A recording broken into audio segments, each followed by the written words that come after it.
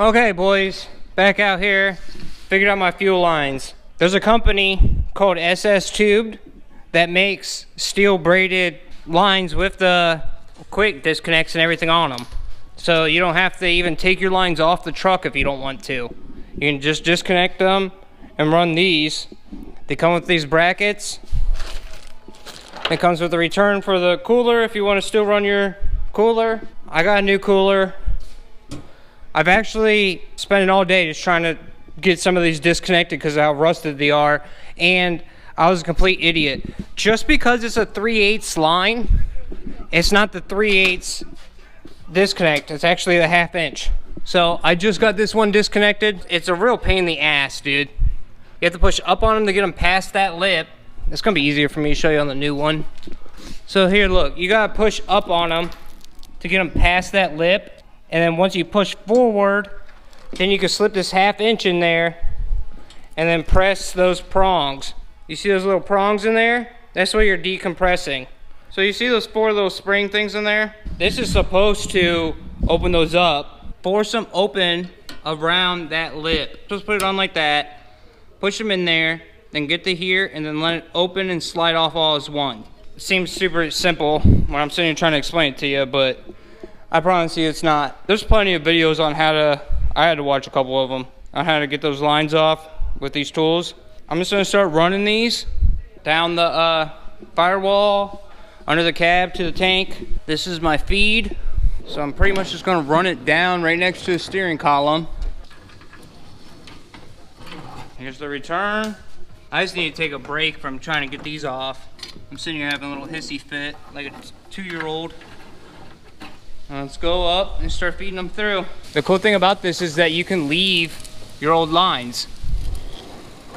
That's like the point of this kit, is that you can just cut your old lines and then run this.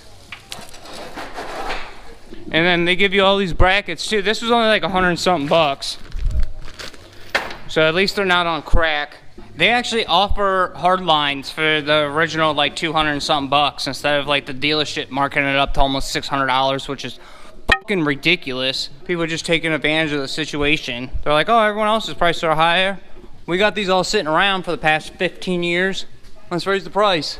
I actually probably should put it on the other side of these lines so it's not on that exhaust right there, because right now it's sitting up against that exhaust. Yeah, I'm gonna rerun them up against the firewall instead of around by the exhaust for some dumbass reason like I just did. Alright, for some reason I forgot to turn the camera on. They just plug in. So there's the feed. And I'm keeping it on this side of the steering column. I'm pretty much following the old lines. Alright, let's get this new cooler on. You got a line that comes from here to the cooler, then this goes from the engine to the cooler. I know there was a couple people that said the cooler's useless, but I beat the crap out of this truck. I don't film it all the time because most of my people don't care about the truck, but especially during winter, I just full throttle plowing. I'd rather just have the cooler hooked up than it not. Even during the summer, I'll pull bobcats and shit, just beat the crap out of this thing.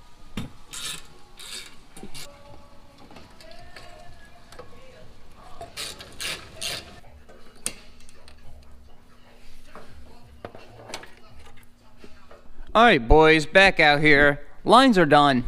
There just wasn't that much to record. Like, it was hard to like do it and record at the same time, and it's just putting lines in.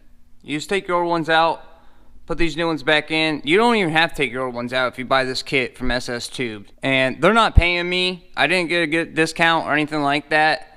It's a company here in Ohio, I actually ended up finding out. I'll throw the number up. Her extension is 129. I think her name's Cassie, something like that. Sorry, I forgot her name. But it was awesome. You just call, tell them exactly what you need. They make everything for every truck ever, and some cars. So you can get all new brake lines, which I already did. I ordered these ones from the factory, but you can get brake lines that'll just go in place.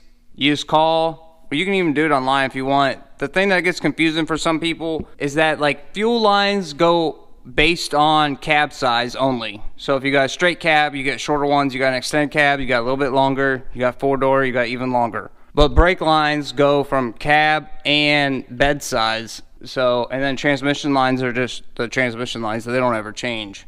But they sell these braided lines and hard line kits for both fuel, brake, and transmission for all three. So all your lines you can get from that sstube.com. Yeah, it was just great. I called her, I told her exactly what I had. She had it out to me the next day. They're awesome. There's plug and play. I just put some wire loom around where they would rub. They said they won't rub through because they're steel, but just to be safe, anywhere where it would touch anything kind of sharp or rub. And I also ended up putting one of these like adapter pieces on there. This actually came with my oil cooler kit for the 3000 GT, but I ended up not needing it there, so I'm using it here. Oh, and my buddy ended up coming over and helping me too, and we just took out the old lines because it was the best way to do it was just take off the old brackets. They're all right here. And then the brackets they give you, just use those existing holes and everything just lines up perfect and smooth and just works great. So that's what we did, man. It's pretty much done. I already started it. If you have a gasoline truck, you won't have to do this, but if you have a diesel, there's no pump in the tank. You'll still have your fuel filter full of diesel. So you can start it for a second, but you gotta pump it. Here, I'll put it down so I can show you. So yeah, like I was saying, if you have a gas truck, just turn the key a few times and your lines will fill up. But if you got diesel, you know, your pump's up here on the side of the engine. There's no pump in the tank. And then here's your plunger to keep everything primed. You'll start it, it'll go to die. Either have a buddy stay out here and just keep pumping that the whole time, try to keep it running. Or every time it dies, come out, hit that plunger until it starts back up. But I have no leaks anywhere. I'm really excited about these lines. You guys don't even understand. I'm probably gonna get the transmission lines too. I won't need them this winter, but it's sick that I got all new lines everywhere. I'll start this bad boy up so you guys can see that there's no leaks.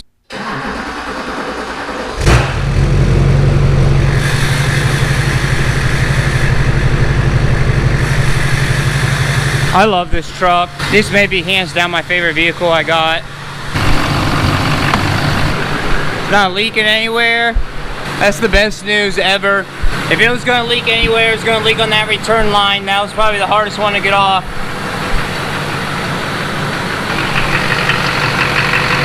Leaking a little bit of coolant right there, that's cool.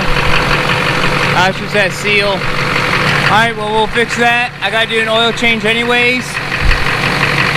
Let me turn this thing off. Alright, well there you go. There's how you can do your fuel lines for, it was 125 bucks. That's hands down the best thing that I found. I spent like a week looking for lines. There's a couple on Amazon that are the hard lines, which are a pain to redo bent hard lines if you have the cab on. You can do it, and they're like 200 and something bucks still. That was the cheapest set of hard lines I could find, besides the SS tubed. So they're hands down the best to go with. At least they're fair still, and they're not just sitting here trying to price gouge everybody. But, oh, I actually want to hear your guys' opinion down in the comments. This is the Allison transmission. Obviously, it's a Duramax. There's never been a service done to it. I usually do services on the transmissions, but since there's like 400,000 miles on this, and the service has never been done to it, it's like a he said, she said thing. Some people will say if it's never been serviced, just leave it alone. Because that fluid and that clutch packs and everything are used to that fluid now. If it was serviced like every 60 or 80,000 miles like it's supposed to be, then yes, keep doing that. Just leave it down in the comments what you guys think. You guys think I should service the transmission or not? I don't want to put all new fluid in there and then have that new fluid because it's a detergent. That's like the problem that people say that you'll run into, is that if it's old transmission fluid that's been in there for 400,000 miles, and you put all new in there, it's such a good detergent, transmission fluid, is that it'll eat all the clutch material off. So leave it down in the comments what you guys think. I gotta do an oil change. I'm gonna fix that little bit of a coolant leak. It's just that crush washer, I think, right there by the oil filter. And this thing's, I'll put the bed back on. Oh yeah, I'm not going with chassis saver. I made up my mind.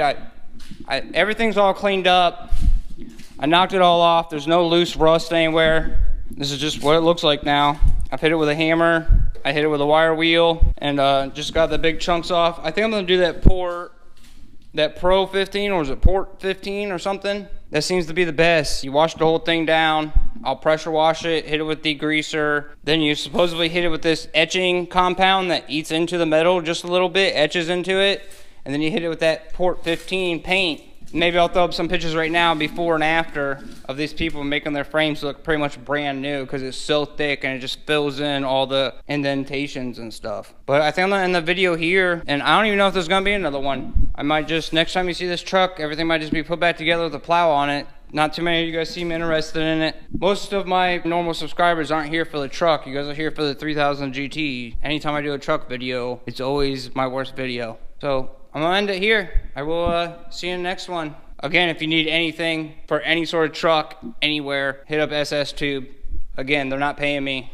It was just great customer service and realistic, fair prices for good quality stuff. All right, boys, see ya.